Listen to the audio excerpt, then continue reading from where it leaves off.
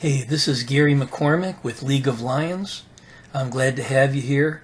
I'm sure you're very excited to find out more about the lifetime customer value and what that means to your business. It's a pretty cool thing. It's just a formula, it's just a number, but there's real power in having it. So let me start by telling you what it is. So LTV stands for lifetime value of customer or client. Hey, this is Gary with League of Lions. Hey, glad to have you here. I know you're excited to learn about this term and this formula.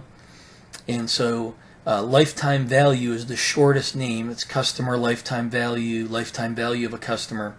There's a lot of names. We call it LTV, lifetime value for short.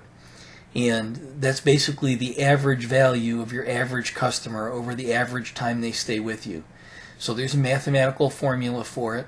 It's pretty straightforward. But it takes a lot of work to calculate. You have to keep good records. You have to know how much of what you sold for what price. You need to know what your markup was, how much profit you made. You need to know how long the customers stay on average. So there requires a lot of record keeping, both from an accounting standpoint and some marketing numbers and sales numbers. But then once you have that, it is such a powerful number to have. To know that your client is worth $100, $1,000, $10,000, maybe way more over a year or 2 years or 5 years, because then you know how much you can invest to acquire them. Now we call that CAC. It's kind of a funky sounding acronym, but it's cost of acquisition of customer, cost of acquiring a customer, CAC. Anyways, let's say for example that the cost of acquiring a customer is $100 per customer. Well, for a lot of people, that would be a lot of money. Maybe they only want to spend $5 or $10. But if the value of that client over the next year or 3 or 5 is $5 or $10 or $15,000, especially if the business owner already has their overhead covered with their existing clientele, they have a functional operational business, they're in the black. So to add all those extra customers, they wouldn't have to rent another facility unless it got to be an extreme increase. In many cases, the first 20, 30, 50, 80% increase, they just have to hire one more person or some part-time help. The hard costs stay the same. So it can be 80 or 90% profit relative to their existing business, which covers all of their costs. So when you start to realize what it costs to acquire a client relative to their lifetime value, it's like all of a sudden a whole new vista opens up. And then the big question comes. Let's say that for some reason, when I was a contractor, I had it in my head that I could pay $20 for a call, or $20 for a quote request, or $100 per client per sale.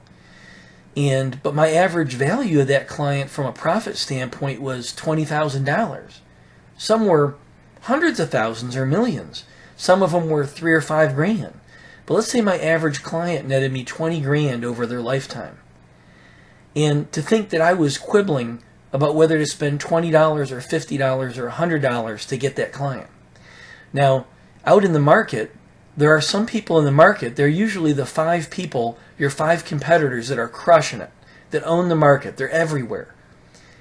Those are the people in your market that know these numbers. They know that they can spend 3, 5, 10 times what you're spending and still make a huge amount of profit. And if that's the case, who's going to get all the extra clients? If you'll only spend $20 per lead, you might only get 20 leads a month because there are only so many leads that you can get for $20.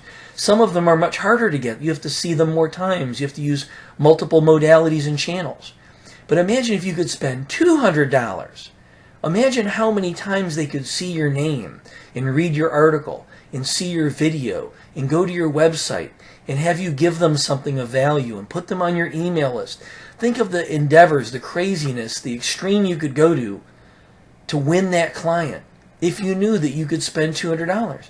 But I'm telling you right now, there are people in our market, people in your market, that will make $5, $10, $20, $100,000 per client, and they're quibbling about spending money and investing in marketing or sales. It is absolute insanity. And they're the number 5 or 10 or 20 person in their market.